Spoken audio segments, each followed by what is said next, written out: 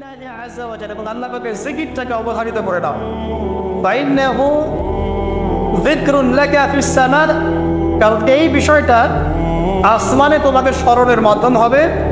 ওয়া নূরুন লাকা ফিল আরদি, এবং পৃথিবীতে আল্লাহ পাক তোমাকে নূর দান করবেন। দ্বিতীয় ওসিয়তের মধ্যে দুটো জিনিস, একটা হচ্ছে কোরআন তেলাওয়াত, একটা হচ্ছে আল্লাহ জিকির। কোরআন তেলাওয়াত সম্পর্কে খুব সরল একটা কথা বলছি। কোরআনুল কারীম বিশুদ্ধ করে তেলাওয়াত শিখতে হবে, এক নম্বর বিষয়।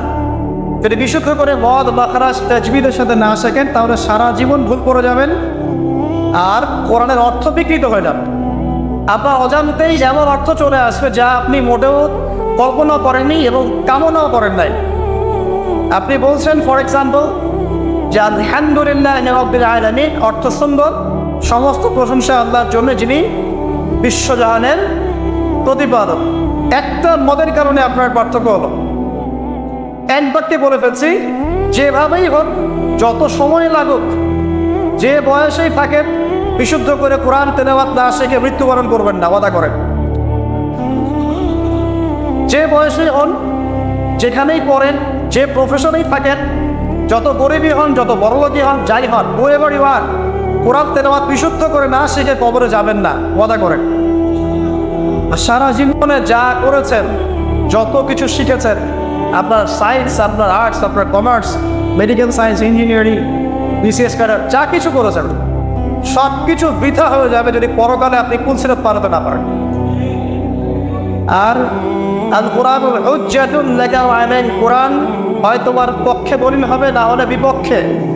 যারা কোরআন বিশুদ্ধ করে তিলাওয়াতও করতে শিখছে না, কোরআন কি তার পক্ষে দলিল হবে বলে মনে হয়? আল্লাহ পাক আমাদের সবাইকে তৌফিক দান করুন, আমিন। তেলাওয়াতটা অ্যাটলিস্ট তেলাওয়াতটা শেখেন। অর্থ বোঝেন আর নাই বোঝেন, আমি আবারও স্পষ্ট করেই বলছি, স্পষ্ট করে বলার পরে কিছু মানুষের কেন জানি চুলকানি থামে না, আমি জানি না, তবে এটা নিয়ে আমার মাথা ব্যথা নাই। আমি স্পষ্ট করে আবারও বলছি, কোরআন বিশুদ্ধ করে তেলাওয়াত করলে প্রত্যেক হরফে 10 নেকি পাবেন। কোরআন আপনার পক্ষে সুপারিশ করবে ইনশাআল্লাহ, আল্লাহ আপনাকে নূর দিবেন, ঠিক আছে? এবং কোরআনের সুপারিশ কবুল করা হবে, আল্লাহ পাক আপনাকে জান্নাত দিবেন ইনশাআল্লাহ। এবং আলিফ লাম মিম পড়লে 30 নেকি হয়ে যায়, 3 নেকি বা 10 নেকি না, আলিফ লাম মিম পড়লে 3টা হরফে 30 নেকি হয়ে যায়। শুদ্ধ করে কোরআন তেলাওয়াত করলে, অর্থ বোঝেন বা না বোঝেন, আপনি প্রত্যেক হরফে 10 নেকি। কিন্তু কোরআনের অর্থ অনুধাবন না করলে, কোরআনের অর্থ বুঝতে না পারলে আপনি কোরআনকে বাস্তবে প্রয়োগ করতে পারবেন না। আর কোরআনকে বাস্তবে প্রয়োগ করতে না পারলে আপনি কোরআনের মৌলিক হকটা আদায় করতে পারবেন না, সিম্পল। তাই অর্থ না বুঝে যদি সারা জীবন কোরআন তেলাওয়াত করে যাই, কোরআন তেলাওয়াতের নেকি হবে ঠিকই, প্রত্যেক হরফে 10 নেকি হবে ঠিকই, কোরআন আপনার পক্ষে সুপারিশও করতে পারে, বাট কোরআনের প্রকৃত হকটা দুনিয়াতে আদায় হয়নি। কোরআন নাযিল করা হয়েছে যাতে মানুষ উপদেশ গ্রহণ করে, তাদাব্বুর করে, ফিকির করে, এটা নিয়ে গবেষণা করে, এবং এর মধ্য দিয়ে মানুষ যেন পথ খুঁজে পায়। এই কারণে আপনার স্কুল, কলেজ, ইউনিভার্সিটিতে যা পড়ছেন এগুলো সবদিন ফার্সি ভাষায় হতো বা টার্কিশ ভাষায় হতো বা রাশিয়ান ভাষায় হতো, এবং আপনি এগুলো অর্থ জানেন না, শুধু পরে মুখস্থ করেন, তাহলে কি আপনি আদৌ পরীক্ষায় পাস করতে পারবেন? প্রশ্নের উত্তর দিতে পারবেন?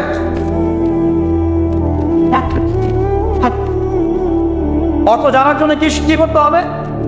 অর্থ জানার জন্য আরবি ব্যাকরণের মৌলিক বইগুলো শিখতে হবে।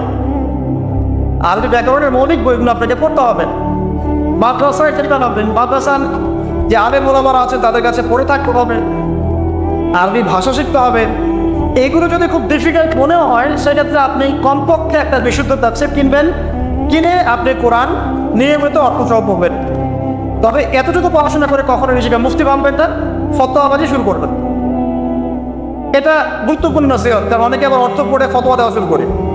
একজন কোরআন পড়ে আমাকে বলেছিল যে কোরআনে তো 5 ওয়াক্ত নামাজই পেলাম না, 2 ওয়াক্ত নামাজ পাচ্ছি। এই যে ফজর, যোহর, আসর, মাগরিব, ইশা সিরিয়ালে তো কোথাও দেওয়াই নাই, কেন নামাজ পড়ে? একজন কোরআন পড়েই বলছে, অর্থ পড়েই বলছে যে কোরআনে তো হাদিস মানার কোনো দলিল পেলাম না, কোরআনে কোথাও বলা হয়নি যে হাদিস মানো, এরকম বলছে। আমি যে প্রথমে আয়াত তেলাওয়াত করলাম, ওয়া মা আতাকুমুর রাসূলু ফাখুযুহু, রাসূল সাল্লাল্লাহু আলাইহি ওয়াসাল্লাম যা দিয়েছেন তা গ্রহণ কর। সূরা তাওবা সূরা হাশরের 7 নম্বর আয়াত। ওয়া মা নাহাকুম আনহু ফাত্তাকু, এবং রাসূল যাদেরকে নিষেধ করেছেন তাদেরকে, তো এই রাসূলের আদেশ নিষেধ মানার জন্য হাদিস লাগবে না? তার কোরআন পড়ে হাদিসে পড়ে না পাওয়ার কারণ কি? কারণ সে খালি কাট পেস্ট প্রোটেস্ট্যান্ট ভার্সনে কোরআন পড়েছে, অর্থটা তাফসীরটা সে ঘেটে দেখে নেয়। অর্থ পরে উৎসাহিত করছি, তবে ফতোয়াবাজি করতে যাবেন না। আপনি যেটা বুঝবেন না, আলেম ওলামার কাছে গিয়ে অবশ্যই জিজ্ঞাসা করে অর্থ ব্যাখ্যা জেনে নেবেন। তোমরা জ্ঞানীদেরকে জিজ্ঞাসা করবে যদি সে বিষয়ে তোমাদের জ্ঞান না থাকে। তো আবু যর রাদিয়াল্লাহু আনহু কে নবী সাল্লাল্লাহু আলাইহি ওয়াসাল্লাম বলছেন, তিলাওয়াত, কোরআন তেলাওয়াতটাকে ওয়াজিব করে নাও নিজের উপরে। তো আমরা কি কমপক্ষে প্রতিদিন একটা করে সূরা পড়তে পারি না ভাই? কমপক্ষে একটা পৃষ্ঠা পড়তে পারি না? যারা আরেকটু বেশি পড়ি 5 পৃষ্ঠা, আরেকটু বেশি পড়ি 10 পৃষ্ঠা। হাফেজে কোরআনে 600 পৃষ্ঠা আছে। এই 600 পৃষ্ঠাকে আপনি 30 পারায় ভাগ করেন, প্রত্যেক পারায় 20 পৃষ্ঠা, এক পারায় 20 পৃষ্ঠা। তো আমি সকালবেলা ঘুম থেকে উঠে নিয়ে অর্ধেক পারা করে পড়তে পারি 10 পৃষ্ঠা। যারা একটু ভালো করে পড়তে পারি, ফ্লুয়েন্সি আছে, তারা এক পারা করে পড়তে পারি।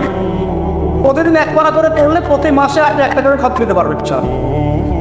আচ্ছা, না পারেন প্রতিদিন 10 পৃষ্ঠা করে যদি পড়েন তাহলে 2 মাসে একটা খতম হবে, পারা যাবে? তাও না পারেন প্রতিদিন 5 পৃষ্ঠা করে পড়েন, 4 মাসে একটা খতম হবে, বছরে 3টা খতম। কম নাকি? অনেক। এতটুকু যদি করেন আলহামদুলিল্লাহ। কোরআন গবেষণা আসার আগে আপনাকে আগে তিলাওয়াত বিশুদ্ধ করে করা শিখতে হবে এবং নিয়মিত তিলাওয়াত করতে হবে। তারপরে গবেষণার বুঝ আল্লাহ পাকের পক্ষ থেকে আসবে ইনশাআল্লাহ। এত সহজে আসবে না। আল্লাহ আমাদেরকে নিয়মিত কোরআন তিলাওয়াত করার তৌফিক দান করুন, আমিন। অনেক কোর্স এখন বের হয়েছে যেগুলোর মধ্য দিয়ে খুব সহজেই কোরআনের অর্থ আপনি শিখতে পারেন। আপনি আরবি ব্যাকরণ শিখতে পারেন, আরবি ভাষা শিখতে পারেন, হ্যাঁ, কোরআনিক গ্রামার শিখতে পারেন, বা বিশুদ্ধ করে মদ মাখরাজের সাথে কোরআন শিখতে পারেন। অনলাইনেও আছে, অফলাইনেও আছে। কীভাবে শিখবেন আমি জানি না, কার কাছে যাবেন আমি জানি না।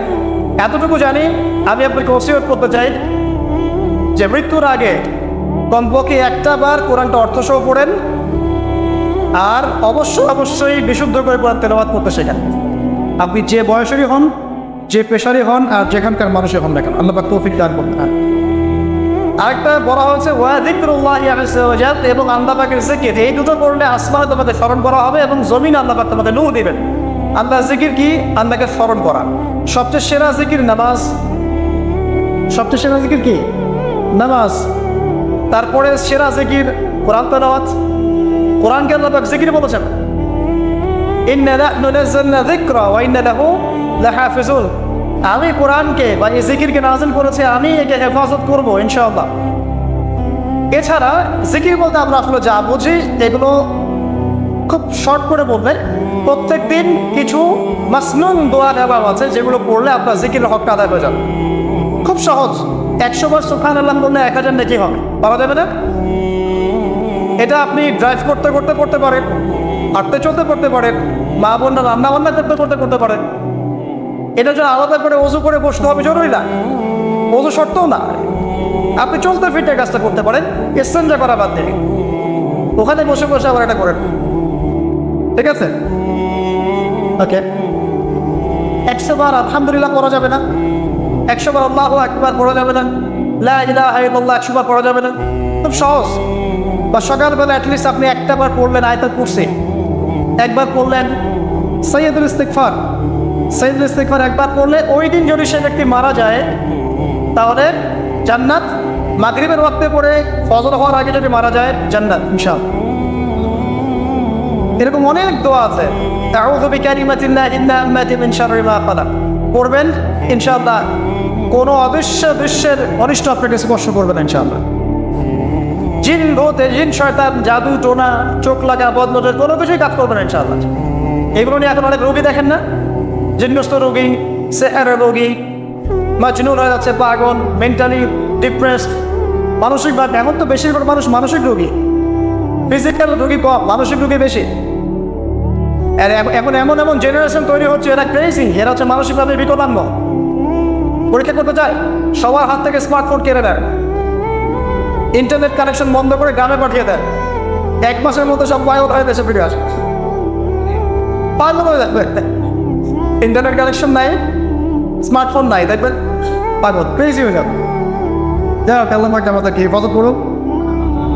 জিকির বানিয়ে দেন। একটা জিকির আছে, সুবহানাল্লাহি ওয়া বিহামদিহি আদাদা খালকিহি ওয়া রিদা নাফসিহি ওয়া জিনাতা আরশিহি ওয়া মিদাদা কালিমাতিহি। যে ব্যক্তি এটা 3 বার করবে, ফজরের পর থেকে নিয়ে সূর্য ওঠা পর্যন্ত বসে বসে যদি আপনার জিকির করতেন, যে নাকি হতো এতটুকু বললে সে নাকি হয়ে যাচ্ছে। আপনি যদি প্রতিদিন হজ করতে যান, উমরা করতে যান, ইশরাকের নামাজ পড়বেন, জামাতে ফজর পড়ার পর একটা হজ একটা উমরা নাকি পাবেন।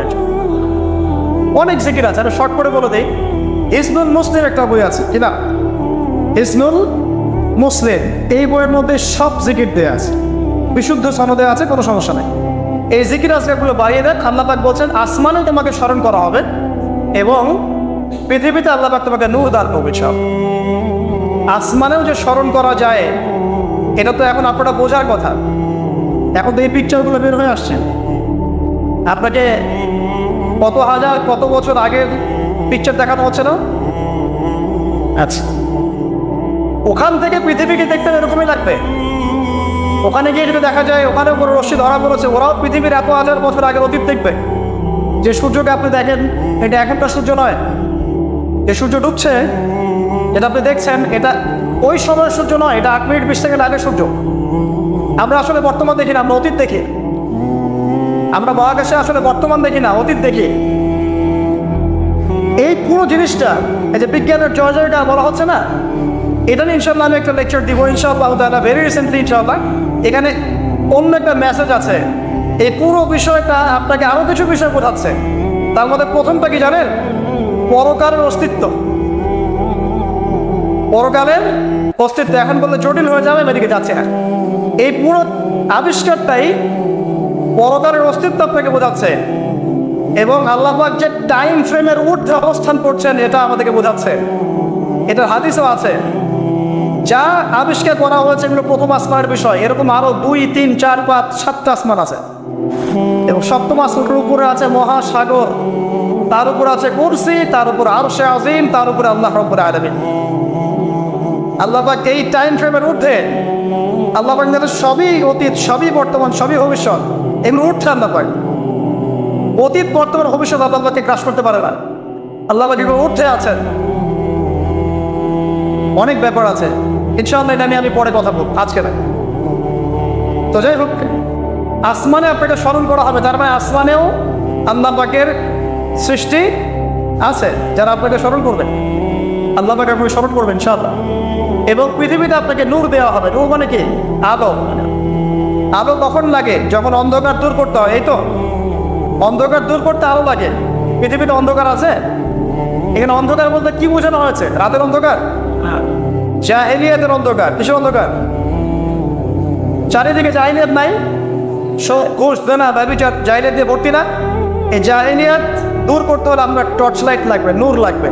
সেই নূর আল্লাহ পাক আপনাকে দিবেন যদি আপনি আমি কোরআন তেলাওয়াত করি এবং আপনার জিকির বাড়িয়ে দিই। আল্লাহ পাক আমাদেরকে সবাইকে নূর দান করুন, আমিন। এরপরে ওসিয়ত ছিল, শর্ট করে নিচ্ছি। তিনি বলেন কুলতু ইয়া রাসূলুল্লাহ জিদনি, আমাকে আরো বাড়িয়ে দিন হে আল্লাহর নবী। তিনি বলছেন খুব ইম্পর্টেন্ট কথা, আলাইকা বিতুলিস সামতি, দীর্ঘ সময় নীরবতা অবলম্বন করার ব্যাপারে আমি তোমাকে ওসিয়ত করছি, এটা তোমার উপরে ওয়াজিব করে নাও।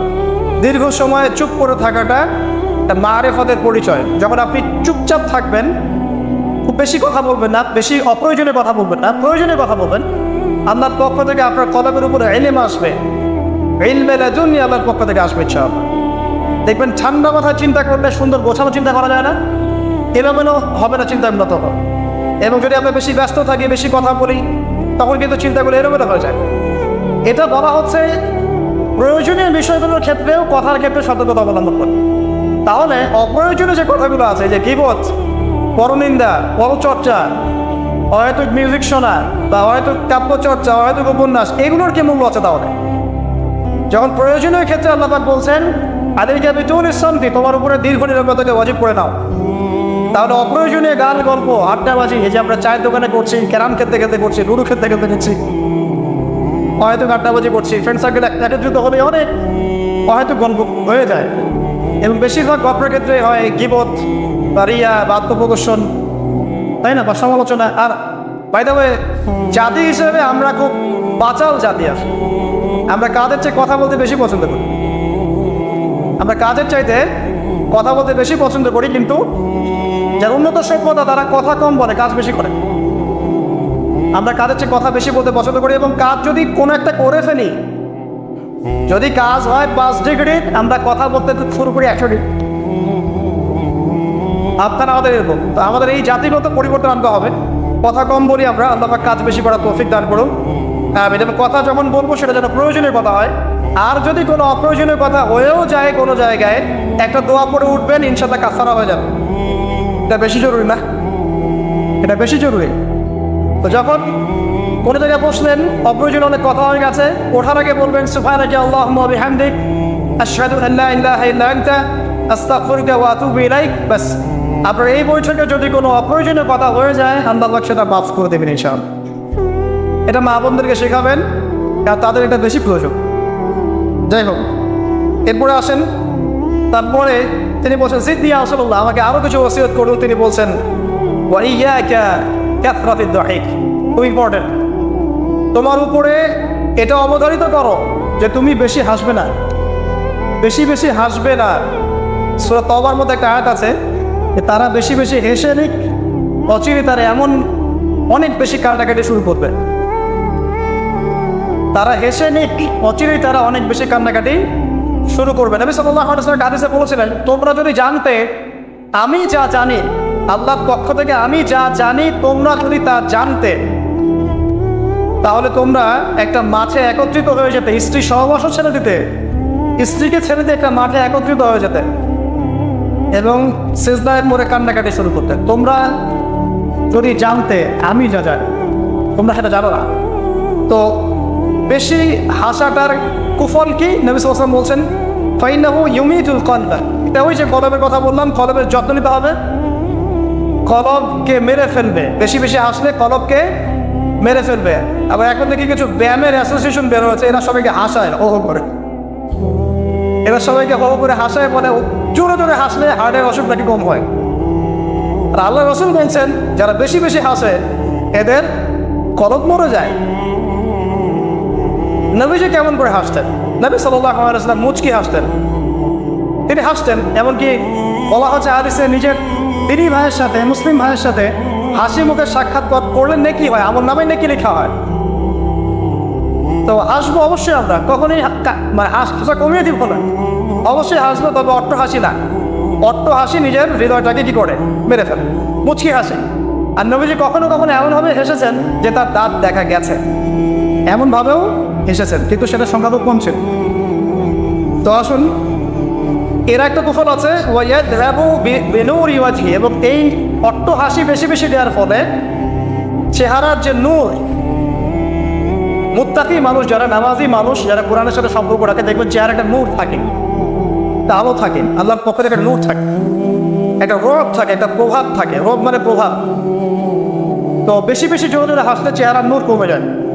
একটু খেয়াল করে দেখবেন, আপনি 5 ওয়াক্ত সালাত জামাতের সাথে পড়ার চেষ্টা করেন, নিয়মিত তাহাজ্জুদে উঠতে অভ্যাস করেন, দেখবেন ফজর ওয়াক্তের দিকে আপনার চেহারা দিয়ে কিছু একটা নূর বের হচ্ছে। এটা হবে, দেখবেন চেহারাটা নুরানি লাগবে।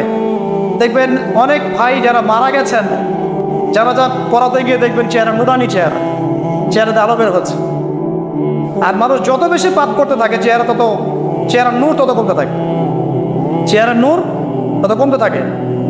যত বেশি প্রকাশ্য আর গোপন পাপ মানুষ করতে থাকে, চেহারার নূর কমতে থাকে। তবে অনেক নুরানি চেহারার পিছনেও কিন্তু শয়তান থাকে, এটাও মাথায় রাখতে হবে। তো আল্লাহ পাক আমাদেরকে, আল্লাহ পাকে প্রকৃত মুত্তাকি বান্দা হওয়ার তৌফিক দান করুন, আমিন। আর দুটো ওসিয়ত তিনি করেছেন, সেটা হলো যে কুলতু জিদনি ইয়া রাসূলুল্লাহ, আমি বললাম ইয়া রাসূলুল্লাহ আমাকে আরো বাড়িয়ে দিন, আরো ওসিয়ত করুন। তিনি বলছেন কুলিল হাক কানা মুরওয়ান, সবসময় সত্য কথা বলবে, যদিও এটা তিতা শোনায়, মানুষের কাছে তিক্ত মনে হয়, তুমি সত্য কথা বলবে। আর সত্যের সংজ্ঞাটা আমাদের জানতে হবে। সত্যের সংজ্ঞাটা আমরা যা শিখেছি এটা চূড়ান্ত সংজ্ঞা নয়। সত্যের ডেফিনেশন হচ্ছে সূরা কাহফের 29 নম্বর আয়াতে আছে। কোন সূরায়? সূরা কাহফ 29 নম্বর আয়াতে আছে। আল্লাহ পাক বলেছেন ওয়াকুলিল হাক্কু মির রাব্বিকুম ফামান শাআ ফালইউমিন ওয়া মান শাআ ফালইয়াকফুর। সত্য সেটাই, ভালো করে শোনেন, সত্য সেটাই যা তোমার রবের পক্ষ থেকে নাযিল হয়। যার ইচ্ছা হয় সে মেনে নিক, ঈমান আনুক, যার ইচ্ছা হয় অস্বীকার। ইন্না আতাদনা লিযালিমিনা নারা, আমি জালেমদের জন্য আগুন প্রস্তুত করেছি। ইলা আতিন লায়া। তো এখানে আল্লাহ তাআলা সত্যের ডেফিনেশন দিয়েছেন, দ্য ডেফিনেশন অফ ট্রুথ। সত্যের ডেফিনেশন কি? আল্লাহর পক্ষ থেকে যা নাজিল হবে সেটাই সত্য। আল্লাহর পক্ষ থেকে তাওরাত নাজিল হয়েছে, ঠিক আছে, জাবুর নাজিল হয়েছে, ইনজিল নাজিল হয়েছে, সুহফ ইব্রাহিম মুসা নাজিল হয়েছে, কোরআন নাজিল হয়েছে। যখন তাওরাত নাজিল হয়েছিল, তাওরাত ওই যুগের জন্য সত্য মিথ্যার চূড়ান্ত মানদণ্ড ছিল। এখন না, এবং সেটা রহিত হয়ে গেছে।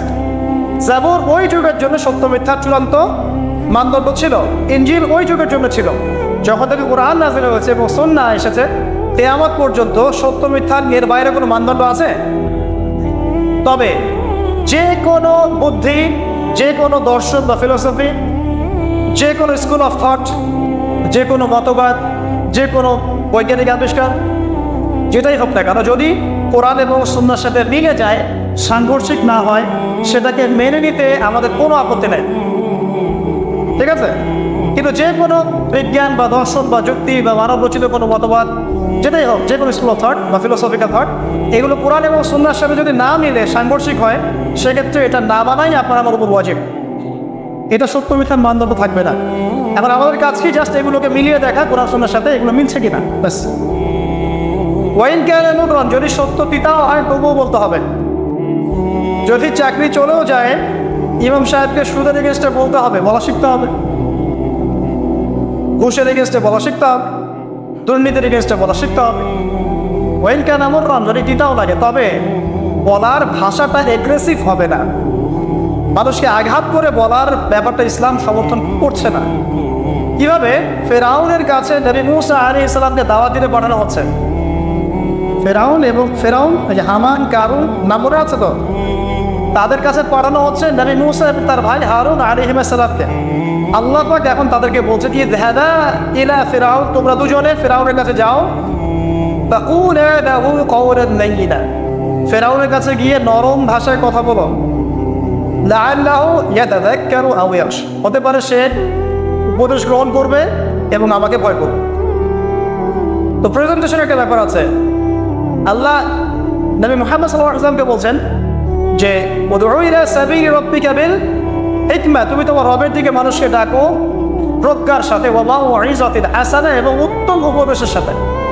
রুট ভাবে না, এগ্রেসিভলি না, আর চরম পন্থার প্রয়োগ করে নয়, এমনভাবে যাতে করে সত্যটা উপস্থাপিত হয় এবং আপনার ভাষা উপস্থাপনা, এক্সপ্রেশন এবং অ্যাটিটিউডটা এগ্রেসিভ মনে না হয়, ঠিক আছে। এই বিষয়টা খেয়াল রাখা উচিত আমাদের। আমরা যারা ওয়াইজ বা বক্তা বা খতিব বা দায়ী আছি, মানুষকে আঘাত করে কথা বলে আসলে ফায়দা খুব একটা হয়, বরং তাকে যদি বুঝিয়ে দেওয়া যায় এবং সত্যতা উপস্থাপন করা যায়, আর আল্লাহ যদি তার তাকদীরে হেদায়েত লিখে রাখেন, ইনশাআল্লাহ সে হেদায়েত পাবেন।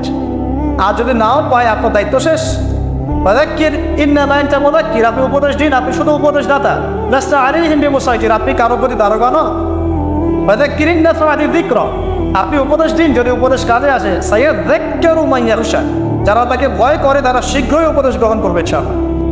আল্লাহ পাক আমাদের সবাইকে প্রকৃত দায়ী হওয়ার তৌফিক দান করুন, আমিন। একজনের কথা বলে আমি সামনে যাচ্ছি। মুসআব বিন উমাইর রাদিয়াল্লাহু আনহু, ইসলামের ইতিহাসের প্রথম দায়ী, যাকে নবী সাল্লাল্লাহু আলাইহি ওয়াসাল্লাম মক্কা থেকে মদিনায় পাঠিয়েছিলেন, যিনি বিলাসী জীবন যাপন করতেন জাহিলি যুগে।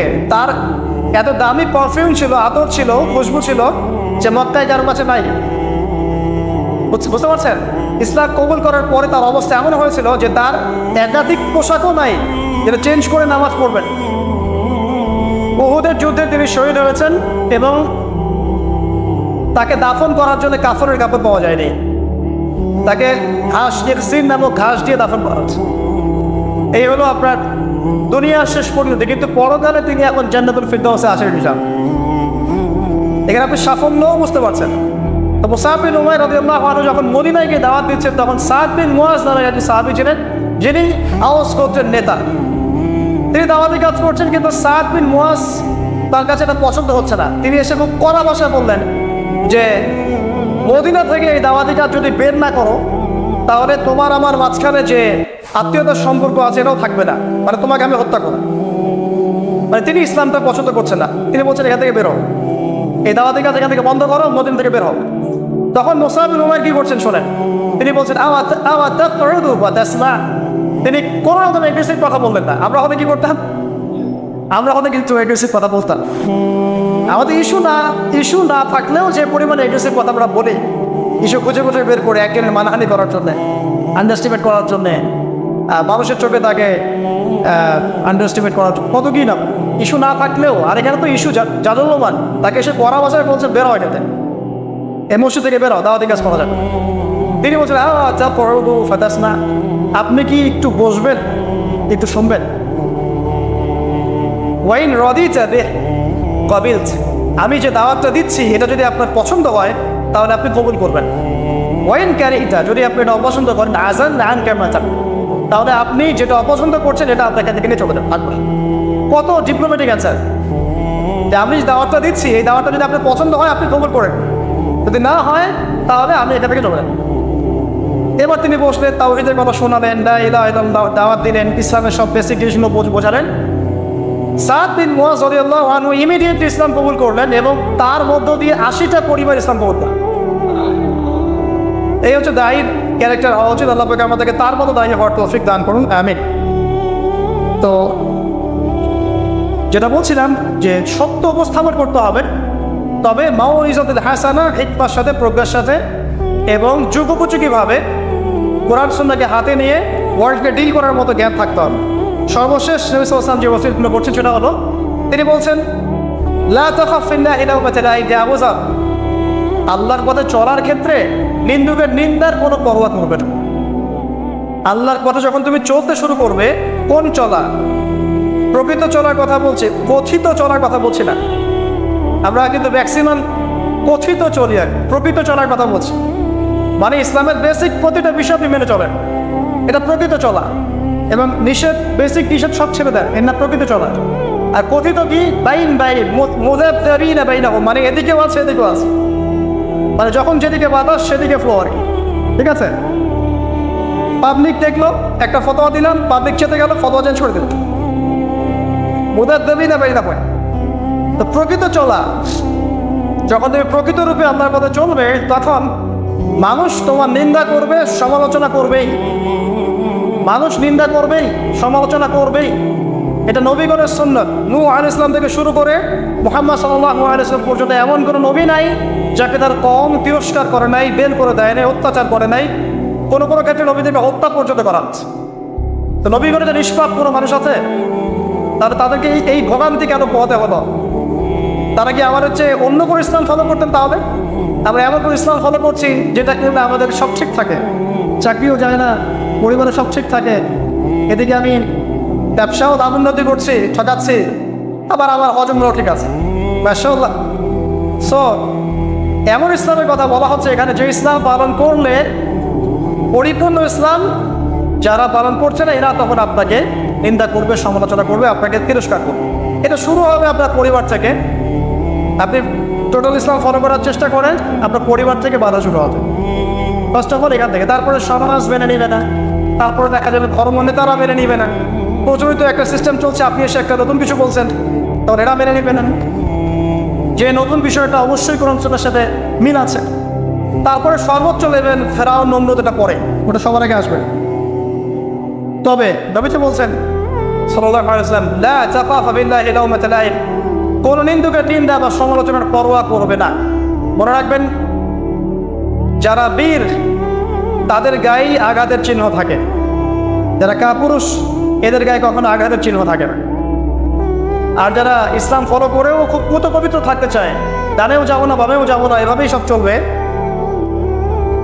তাদের ইমান, ইসলাম এবং ইহসান নিয়ে নতুন করে ভাবার সময় এসেছে এখন।